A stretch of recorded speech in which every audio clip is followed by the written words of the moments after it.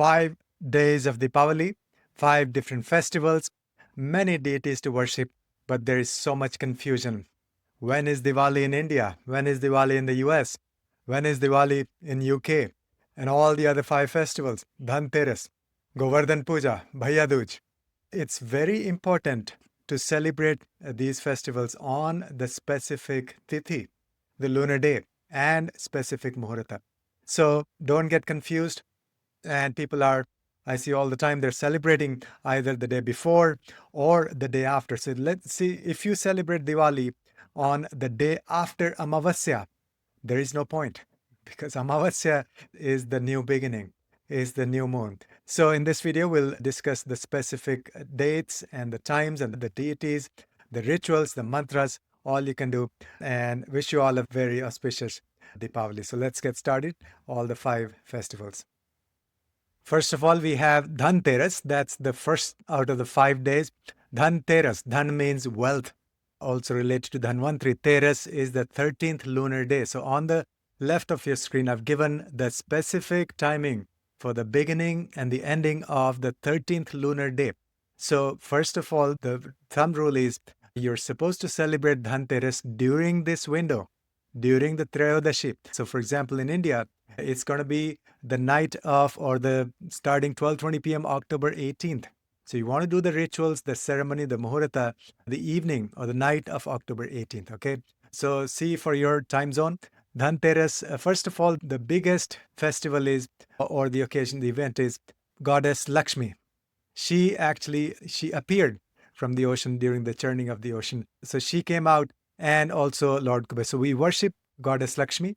We do Kuber Puja on Trayodashi. So you can also buy some utensil and start using it in the kitchen. You can also buy a jhadu. That's the Indian broom that you buy on this day, and it's a symbol of cleanliness, and that's what Lakshmi loves. And also you can give donation. Actually, giving donation on this day is a very powerful remedy. So those are a few things. And then also on this day, Lord Dhanvantari, he appeared. He's the god of Ayurveda, Lord of Ayurveda, with the nectar in his hand, pot of nectar. So it's the birth of Dhanvantari also. So for Ayurveda, starting herbs, starting any new healing modalities or learning Ayurveda, joining a course, learning from your gurus, anything to do with healing and Ayurveda and health-related things, those are very good on this day. This happens to be Shani Trayodashi also.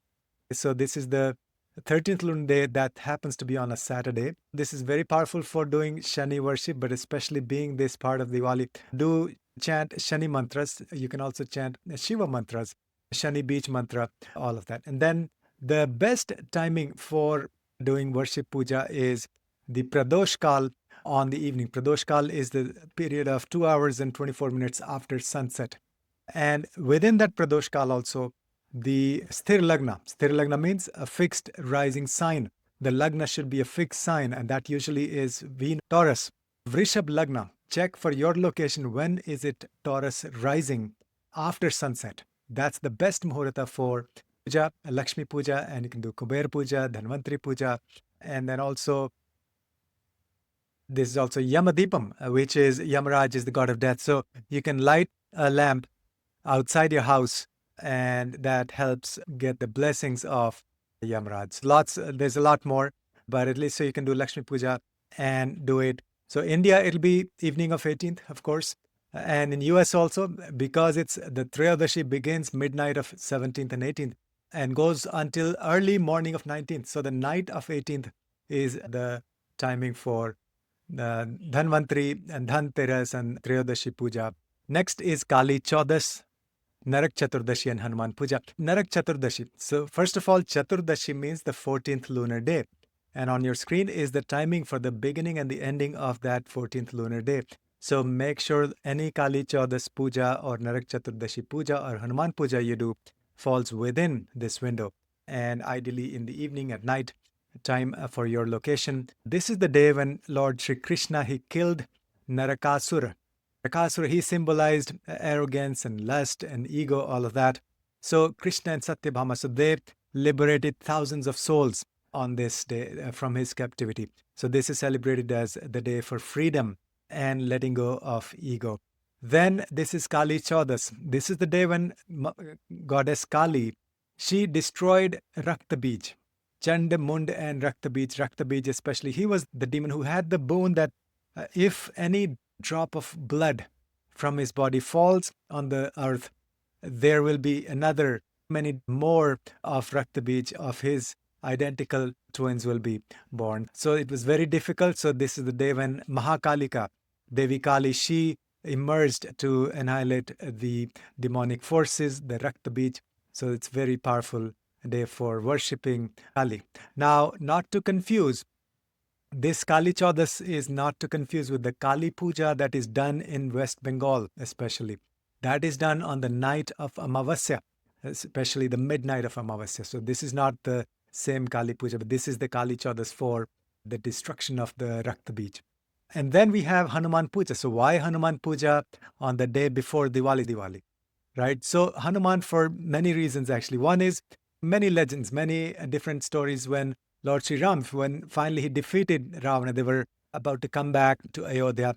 So Lord Sri Ram said that the day, because Hanuman helped him with throughout the ordeal, so he said the day before Diwali, everybody will first worship Lord Hanuman. So that's why we worship Hanumanji on the 14th lunar day, the day before Amavasya. Second reason is this is the dark night where the negative demonic forces are the strongest. So Hanuman is the one who can defeat, who can kill, destroy the fear and the negative energies. So this is the preparation for Diwali, and we worship Lord Sri Hanuman. You can chant Hanuman Chalisa, Hanuman Mantras, Hanuman Puja. And also this is 14th lunar day, the waning phase, Krishna Chaturdashi. And so happens to be the Masik, the monthly Shivratri. So it's a perfect day to worship Lord Shiva as well. So see, Lord Sri Ram, he worshipped Lord Shivalingam before he killed Ravana. And so Lord Vishnu's incarnation worshipped Lord Shiva in the form of Shivalingam. So this is the day you can also worship Lord Shiva. So this is a very powerful day. And of course, do cleansing and energetically, physically, clean your house and your mind. It's a very powerful night, especially. And then, of course, the big day, Deepawali. That's the new moon. And on the screen is the timing for 3 different continents. Make sure you celebrate Diwali during this window of Amavasya, wherever you are. Secondly, Deepavali, the Lakshmi Puja especially, that's done during Pradoshkal. Pradoshkal is the 2 hours, 24 minutes window after sunset. Within the Pradoshkal, the best Muhurta is whenever it is the Sthira Lagna, the fixed rising sign on the horizon that happens to be Taurus.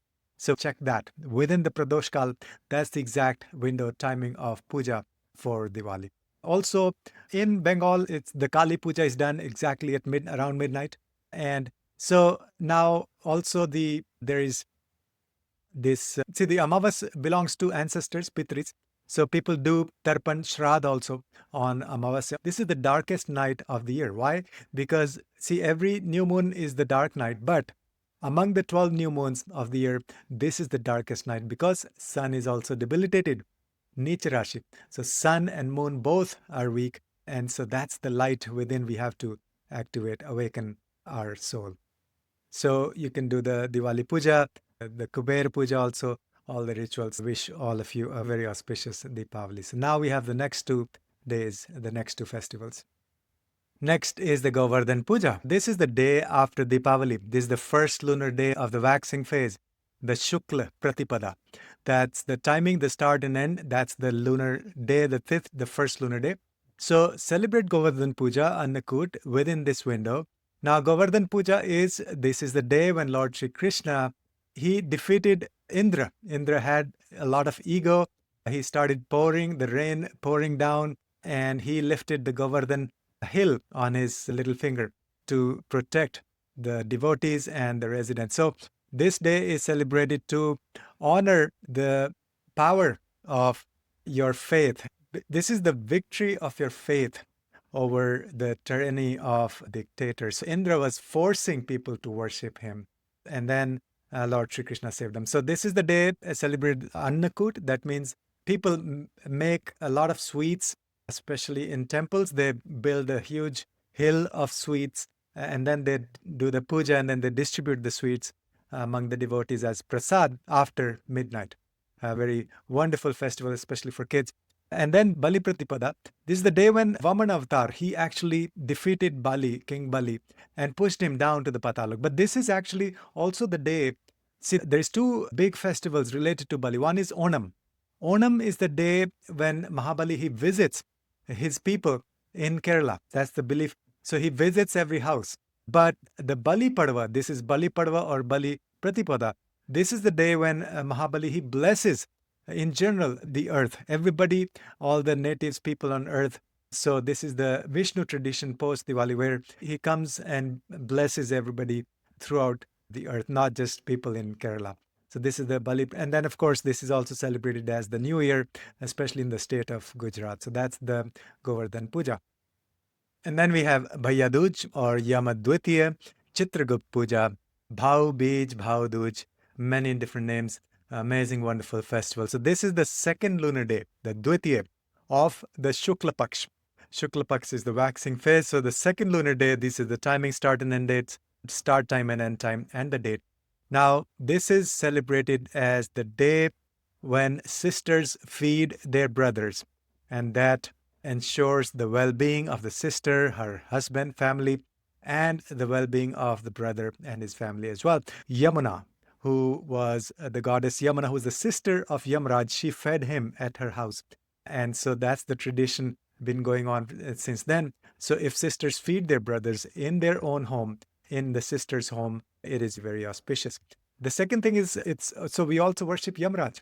And Chitragupta is the like the bookkeeper for Yamraj. Now Chitragupta, he keeps a record of every single karma we have done in all our lives. Now, karma, not just physical action, but thoughts, emotions, feelings, everything. So, how does he do that? His name Chitragupta. Some people say this is because Chitra and Gupta. Chitra is the visible deeds, external karma, but then the Gupta means hidden. So, hidden karma as well. So, he is the keeper of all the visible karma and the invisible or hidden karma in our lives, throughout our lives. So that's Chitragupta. So we worship Yamraj, Chitragupta, and of course honor the brothers and sisters. Very, very interesting, powerful festival on the second. So this is the fifth day of Diwali. Wish you all a very auspicious Deepawali and all the other 5 festivals. Namaskar.